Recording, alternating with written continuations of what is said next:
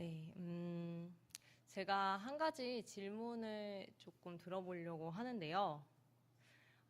최근에 주님께 기도했던 때를, 방금 기도를 하긴 했지만, 개인적으로 이제 최근에 주님께 기도를 했던 때를 한번 떠올려 보시겠어요?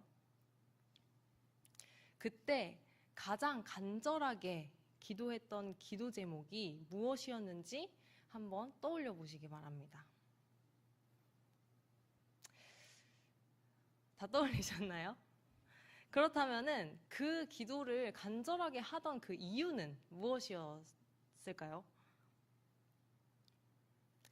다시 질문하려고 합니다. 여러분, 우리가 기도하는 이유는 무엇인가요?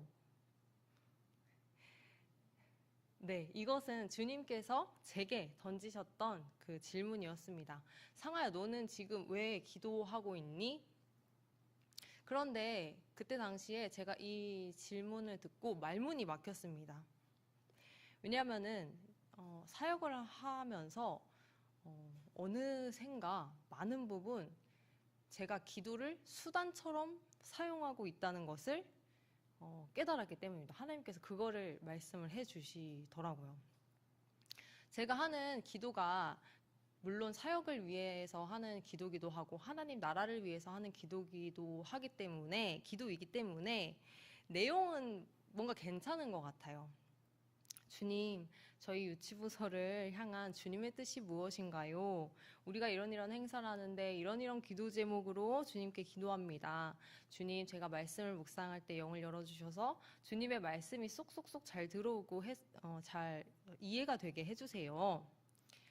그런데도 제가 그 질문에 말문이 막혔던 이유는 그 기도 안에서, 내 마음 안에서 하나님이 목적이 되지 않았던 제 모습을 보았기 때문입니다. 무슨 얘기냐면 하나님을 내가 너무 사랑하는 마음으로 하나님과 대화하고 싶어서 이 순수한 사랑의 마음이 어느샌가 없었던 거예요. 하나님보다 사역에 집중이 되었던 것이죠. 오히려 사역을 하지 않을 때는 하나님과의 만남 그 자체가 참 기쁘고 행복했던 것 같은데 사역을 시작하고 나니까 어떻게 되냐면 하나님이 이런 말씀을 주시네. 그러면은 이제 이때 이 얘기를 하면 되겠구나. 이렇게 하면서 계속 이제 토스 나한테 기쁨이 충만하게 누릴 새도 없이 그러면서 주신 하나님을 바라보고 기쁨을 누릴 새가 없었던 것입니다. 그리고 안 주시면 주님을 원망하게 되고 아니 왜 나는 주님께서 계속 그 기도의 자리로 끊임없이 초청하시는데 그 깊은 기도가 꾸준히 지속되지를 못할까? 그 이유를 이 하나님께서 던지신 질문 안에서 저는 찾게 된 것입니다. 하나님과의 그 사랑, 그러한 교제가 목적이 되지 못했기 때문에 그러다 보니까 기도의 자리가 더욱더욱 사모하게 되는 자리가 아니라 오히려 내가 힘을 내어야지만 되는 그런 자리가 되었던 것이죠. 기도의 자리에 나올 때 우리는 많은 기도 제목들을 들고 나옵니다. 그런데 어떤 이의 기도는 일방적인 기도가 되고 자판기를 누르듯 하는 기도가 됩니다. 하나님, 제 몸에 질병을 이게 있는데 고쳐주시고요. 사업도 이렇게 매출이 잘 나오게 해주시고요. 자녀는 이런 직장, 이런 대학에 들어가게 해주세요. 하나님, 저 연애 사업이 좀 잘 풀리게 해주시고, 취업 준비가 너무 힘든데, 하루 빨리 좀 되게 해주셔서, 좀 이렇게 힘든 것 좀 해결해 주세요. 그렇게 하고 끝. 아니면, 저처럼 하나님 나라를 위한 기도인 것 같지만, 그 안에 있는 목적은 하나님 나라가 아닌, 그런 기도가 있을 수도 있을 것 같습니다. 그런데 어떤 이의 기도는요, 인격적인 대화로 이루어집니다. 기도 자리에 앉아서 잠잠히 주님을 바라봅니다. 주님 바라보면서 미소를 띌 수도 있고요, 눈물이 터져 나올 수도 있습니다. 주님의 음성을 구하고 얼굴을 구하며 주님의 응답을 구합니다. 문제를 두고 마찬가지로 기도할 수도 있겠죠. 그렇지만 이 두 기도의 차이는 초점이 어디에 있는가입니다. 전자는 초점이 나에게 있습니다. 사실 인생의 주인의 자리에 내가 떡하니 차지하고 있거나 아니면 거기에 엉덩이를 슬그머니 계속 들이밀고 있는 것이죠. 그렇지만 후자는 하나님 자체에 초점이 있습니다. 하나님을 사랑해서 하나님을 만나고자 하는 시간이고 인생의 주인의 자리는 하나님께. 그러다 보니 당연하게 나의 삶의 문제, 결정의 문제들 모든 것을 주님께 묻게 되고 도움을 구하게 되는 것입니다. 오늘 본문에서 다윗은 문제 해결을 위해서 기도했을까요? 그래서 문제가 해결되었구나, 감사하다라고 하면서 하나님을 찬양하고 있는 것일까요? 이 34편 읽은 본문의 상황은 34편의 표제에 나와 있는데 다윗이 사울에게 쫓기고 있는 상황 중에서 블레셋의 가드왕 아기스에게로 도망한다라는 그런 상황에 있습니다. 사울을 피해서 블레셋으로 도망을 갔는데 그때 그 블레셋의 그 가드왕 아기스의 신하들이 다윗을 고발한 것입니다. 이 사람이 블레셋의 대적인 그 다윗이다. 사울이 죽인 자는 천천히요 다윗은 만만히로다 라고 하는 그 노래의 주인공인 다윗이 맞다. 이렇게 고발을 한 것입니다. 그러자 이것을 안 다윗이 이제 블레셋 땅에서도 위험에 처하게 될까봐 두려워지기 시작합니다. 그래서 꾀를 내죠. 침을 질질질질 흘리면서 문짝을 긁적긁적이는 미치광이처럼 행동합니다. 이에 아기스 왕이 아니 미친 사람을 왜 들여왔느냐 하면서 쫓아내버린 그 사건이 배경입니다. 다윗은 실제로 블레셋에서의 위기는 모면했습니다. 그러므로 다윗은 문제가 해결되었기 때문에 이렇게 하나님을 찬양한다라고 보이기도 하지만 사실 그의 문제는 여전했습니다. 사울왕에게 억울하게 위협받고 쫓기고 있는 그 상황은 변함이 없죠. 얼마나 그 상황이 급박하고 도망칠 곳이 없었으면 자기를 그렇게 자신에게도 참 적대국가였던 그 블레셋으로 도망했을까요? 그리고 그 블레셋을 찾았다가 위기를 맞은 것도 그 사울을 피해서 도망가는 그 문제 때문이잖아요. 그런데 문제는 여전함에도 다윗은 4절에서 이렇게 고백합니다. 내가 여호와께 간구하매 내게 응답하시고 내 모든 두려움에서 나를 건지셨도다. 6절에서도 같은 고백입니다.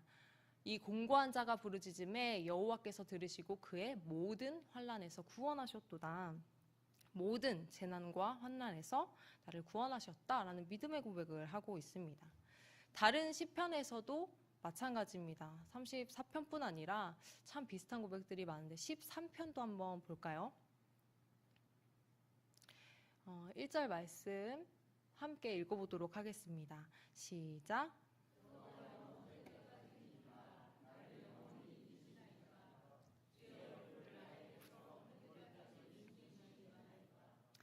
영혼이 번민하고 종일 근심한다며 이렇게 하나님께 고통을 토로하고 있는 다윗의 이 고백은 금세 5절에서 이렇게 변합니다. 5절을 세 번역으로 또 함께 읽도록 하겠습니다. 시작. 그러나 나는 주님의 한결같은 사랑을 의지합니다. 주님께서 구원하여 주실 그때에 나의 마음은 기쁨에 넘칠 것입니다. 아멘. 한결같이 응답하시고 또 구원해 주셨던 사랑을 기억하는 그런 기도입니다. 상황은 변함이 없지만 주님과의 관계가 기반이 된 기도로 하나님의 얼굴을 구하는 참 관계적인 기도구나라는 걸 저희가 알 수가 있습니다. 한 구절만 더 볼까요? 34편의 3절입니다.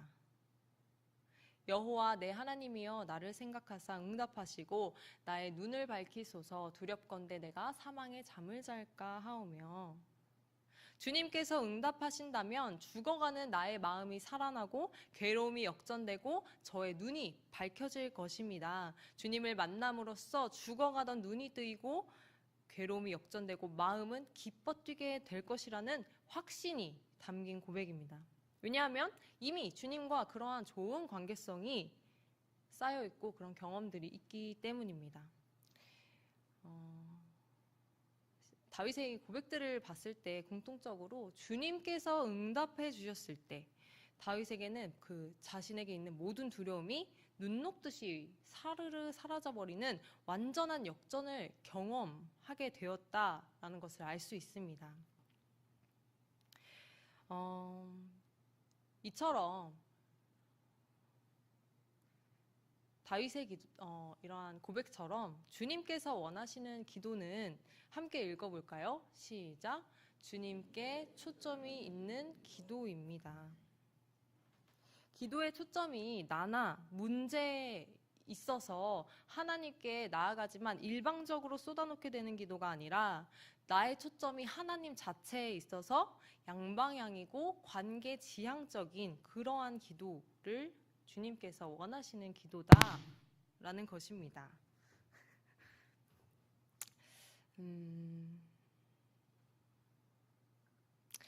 문제를 해결하실 나의 하나님이 아니고 문제도 해결하실 수 있는 나의 주님. 강조점이 어디에 놓여 있는지 느껴지시죠? 내 인생의 주인이신 하나님, 그분을 기뻐하고 그분께 신뢰를 드리는 그 우리의 고백을 주님께서는 기뻐하십니다. 저는 어느샌가는 기도를 해도 자꾸 앞서 말씀드린 것처럼 자꾸만 사역에 초점이 맞춰지게 되고 또 사역을 하는 나 자신에게 초점이 맞춰졌다고 제가 고백을 했습니다. 근데 이것은 너무나도 큰 어리석음이었습니다. 가장 중요한 것을 잃어버린 사역자가 되어가고 있던 것이죠. 그리고 이것은 한편으로 참 큰 교만이기도 했습니다. 하나님을 나를 위한 수단으로 삼아버린 일이기 때문입니다. 여러분은 어떠신가요? 설교 서두에 그렇게 질문을 드려봤는데 과연 얼마나 관계지향적인 기도를 드리고 있으신가요? 목적이 나의 사랑하는 하나님인 그 기도를, 주님께서 기뻐하시는 그 기도를 드리고 계신가요? 제가 부모 교육에 관한 한 영상을 본 적이 있습니다. 그때 그 강사님의 눈물의 고백이 참 마음에 깊이 남았었는데 그분이 말씀하시기를 결혼한 후에 교회는 다니지만 인격적으로 주님을 만난 경험이 없는 그 남편을 위해서 한 18년을 눈물로 기도하셨다고 합니다. 그리고 드디어 그 18년의 인고의 세월이 지난 후에 드디어 남편이 예수님을 영접하는 은혜가 있었다고 해요. 온 교회가, 어쨌든 교회는 다니셨기 때문에 온 교회가 함께 이제 기쁨으로 축하를 해주고 있는데 정작 아내인 자신이 그렇게 크게 기쁘지 않고 뭔가 막 무덤덤하더랍니다. 아니 좀 기뻐해 줘야 되는데 남편이 좀 서운해하는 거 아니야? 이렇게 내가 왜 그러지? 생각하는 중에 갑자기 파도가 저 멀리서 이렇게 밀려오는 것 같더랍니다. 파도가 이렇게 칠 때 그 위에 빛을 받으면은 반짝반짝하는 그 윤슬이라고 하는 그게 이렇게 반짝반짝하는 거 아시죠? 그 윤슬이 보석처럼 막 반짝반짝반짝 하더랍니다. 근데 그 반짝반짝거리면서 밀려오는 파도가 무엇이냐면 하나님 앞에서 내가 눈물을 흘렸던 그 시간들이더래요. 그러면서 하나님께서 마음에 너의 남편을 구원하는 그 문제는 내가 하는 일이야. 너에게 의미 있는 일은 바로 이것이다. 나와 함께 눈물을 흘리고 나한테 간구하면서 함께 했던 그 18년의 기도의 시간들 말이야. 그래서 이 강사분이 이렇게 정리하시더라고요. 18년의 시간이 보석이 들어오는 시간이었구나. 만약에 18년 그 눈물로 했던 기도의 초점이 계속 남편의 문제에 있다면 혹은 나에게 있다면 그 시간은 그저 내가 고통스러웠던 과정의 시간이었겠지만 뭐 문제가 해결되지 않아서 뭐 이렇게 저렇게 하지만 그 기도의 초점이 하나님께로 향하자 그 시간은 보석과도 같은 반짝이는 감격스러운 순간으로 순식간에 바뀌게 된 것이죠. 이게 이제 부모 교육 영상인 이유가 자녀 문제도 마찬가지라는 거예요. 내 마음대로 절대 되지 않는 자녀의 문제, 눈물로 많이들 기도하셨을 것 같은데, 그런데 그 시간이 하나님께 초점이 향할 때 그 또한 나에게 보석이 밀려 들어오는 그 시간이 된다는 것입니다. 자녀 문제뿐 아니라 모든 문제에 있어서 마찬가지겠죠. 하나님께서 우리 각 사람에게 원하시는 것은 문제를 위해서 너가 몇 시간을 기도했고 얼마나 할당량을 채웠고 간절하게 얼마나 기도했는지가 아니라 그 문제의 주관자는 하나님이니 하나님께 맡기고, 우리 각 사람은 하나님과의 그 시간, 눈물의 시간, 마음이 역전되는 시간, 하나님과 기쁨을 함께하는 시간, 교제가 이루어지는 그 시간이라는 것입니다. 우리가 혹시 하나님과의 관계에서 너무 멀리 온 것 같다라고 한다면 다윗의 34편 이 본문의 기도를 보면서 어떻게 기도해야 할지 함께 살펴보기를 원합니다. 첫 번째 함께 읽어보도록 하겠습니다. 하나님을 인정하고 경외한다. 하나님이 하나님 되심을, 나의 주인이 되심을 인정하는 것입니다. 선하시며 능력이 있으신 주님이심을 인정을 먼저 하는 것입니다. 시편 34편 1절에서 3절에 다윗은 가장 먼저 하나님을 찬양하고 있습니다. 내가 여호와를 항상 송축하고 항상 자랑합니다.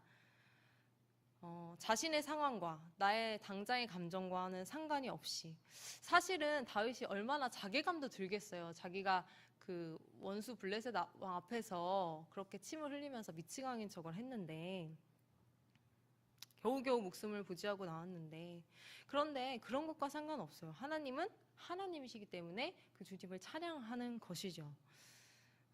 11절에는 자녀들아 내가 여호와를 경외하는 법을 가르치겠다라고 말합니다. 다윗은 하나님을 경외하는 자였다라는 것이고, 그 뒤에는 악을 버리고 선을 행하라라는 메시지를 전할 수도 있었습니다. 이렇게 다윗은 하나님을 주님으로 인정하고 또 찬양하며 경외하는 그러한 사람이었습니다. 제가 하나님을 수단으로 삼았던 것이 교만이었다라고 말씀을 잠깐 드렸는데요. 가장 먼저 하나님을 다시 본래 계셔야 할 곳으로, 나의 목적의 자리로, 나의 주인의 자리로 인정하는 것이 우리에겐 필요합니다. 그러면 기도의 자리에 섰을 때, 주님, 이 문제를 제가 주인도 아닌데 제 마음대로 이끌어가려고 했네요 라는 고백이 먼저 나오겠죠. 그리고 회개가 나오겠죠. 이것이 두 번째입니다. 함께 읽어보도록 하겠습니다.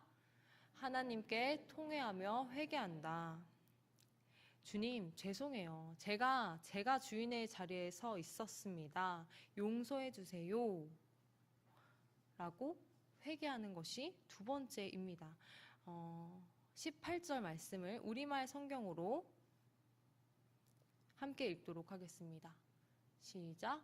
여호와께서는 마음이 상한 사람들 곁에 계시고 뉘우치는 마음이 있는 사람들을 구원하십니다. 아멘. 하나님께서는 통회하는 마음을 들으십니다.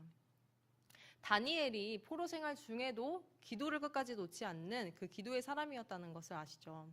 다니엘서 9장에 국가의 멸망 앞에서 이 다니엘이 국가를 위해서 기도를 할 때 그가 가장 먼저 한 기도가 죄를 고백하고 회개하는 일이었습니다.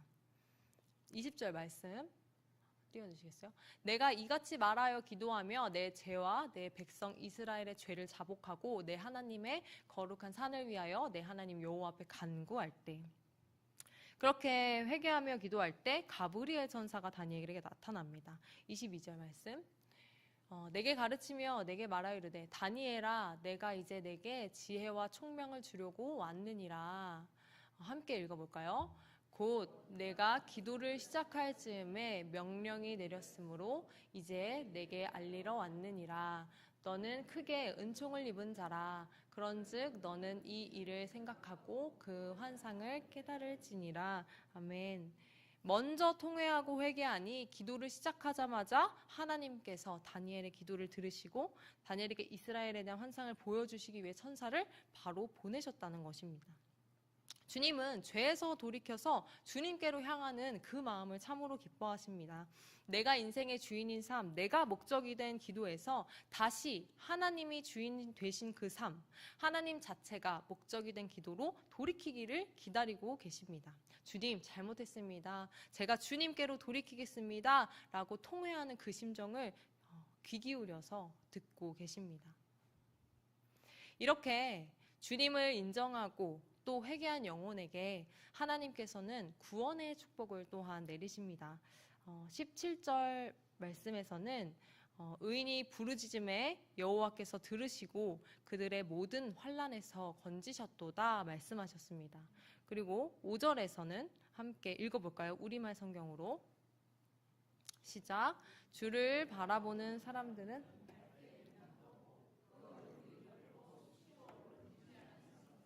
아멘. 하나님을 인정하고 하나님께로 돌이켜서 그분을 바라보는 그 주님의 백성을 주님께서는 축복하셔서 구원을 주시는데 이렇게 마음에서 어둠이 걷히고 광채가 드러나는 그 일이 일어난다라는 말씀입니다. 이것은 믿는 자들에게 허락된 구원이고 축복입니다. 우리가 바라는 문제 해결, 고통으로부터의 구원, 이 모든 것은 그것 자체가 목적이 아니라 하나님이 목적되어 하나님을 먼저 바라볼 때에 같이 따라오게 되는 축복입니다. 제가 얼마 전에 주님께서 제 삶에 어떠한 중요한 문제가 있었는데 그것에 대해서 너무 주님과 기도가 없다라는 마음을 주셔서 기도를 이제 했는데요. 주님, 죄송해요. 제가 이렇게 중요한 문제인데도 주님께 기도하지 않았네요. 주님의 마음을 다시 구합니다. 이렇게 기도하는데 주님께서 말씀하셨어요. 너 그 문제 때문에 이런 문제가 있잖아. 내가 다 안다. 그런데 너가 그 문제의 어려움 때문에 너가 그거에 질질질 끌려다니기를 내가 원하지 않는다. 나는 내가 모든 과정을 오직 나와 함께하는 은혜와 기쁨의 그 길을 걸어가기를 원한다. 함께 걷자는 그 마음을 진하게 해주셨습니다.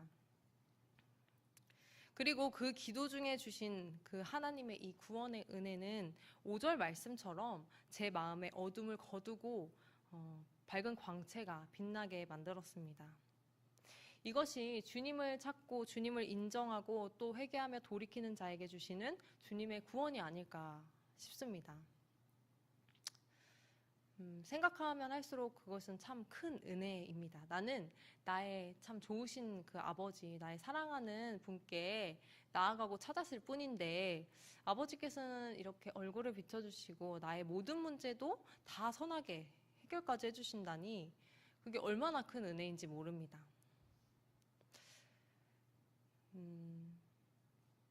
제가 깨달은 그 하나님의 마음은 사랑하는 자녀가 그 세상 문제에 그렇게 질질질질 끌려다니길 원치 않으신다는 것입니다.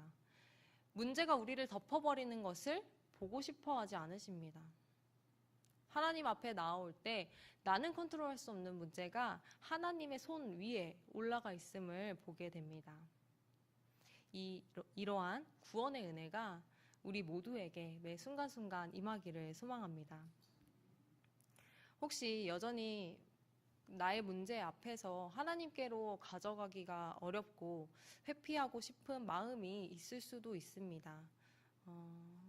회피할 수 있는 그 통로는 참 많이 있어요. SNS로, 알코올로, 드라마로, 잠으로 다 잊고 회피하고만 싶을 수도 있을 것 같습니다. 아니면 분쟁을 일으키기 싫어서 그저 그냥 묻어만 두고 싶을 수도 있겠죠. 혹은 내 스스로의 힘으로 해낼 수 있다고 여기면서 끝끝내 하나님께로 가져가지 않을 수도 있을 것 같습니다. 아니면 누군가에게 자기의 얘기를 털어놓기가 힘든 그 성격이 하나님께도 똑같이 털어놓기 어려운 그런 마음으로 이어질 수도 있을 것 같습니다. 하나님께 다 내려놓지 못하는 그 모두에게 하나님께서 말씀하십니다. 그래도 같이 해보자. 내 마음속에 지금까지 상처, 아픔, 어려움 다 안다. 뭐가 너를 가로막고 있는지 힘들게 하는지 알고 있다. 그래도 같이 해보자. 내 손잡고 같이 나아가 보자. 하나님은 우리를 힘든 상황으로 몰아넣으시는 분이 아니라 우리에게 가장 선한 것으로 주시는 분이심을 믿습니다. 가장 먼저는 그분 자신을 우리에게 내어주셔서 함께하는 천국을 맛보게 하시며 또 이 땅에서 걸어가는 길 또한 가장 선한 길로 완전하신 그 계획으로 이끄시는 분이신 줄 믿습니다. 말씀을 마무리하도록 하겠습니다. 가장 중요한 것은 하나님을 더 많이 사랑하는 저희 모두가 되기를 소망합니다. 그래서 기도의 자리도 하나님을 너무 사랑해서 만나려고 나아가는 우리가 되기를 소망합니다. 하나님이 목적이 되어야 합니다. 하나님을 인정하고 그분 앞에 회개하며 나아갈 때에 우리 인생의 어둠이 걷히고 광채가 비추는 구원의 그 은혜가 임할 줄 믿습니다.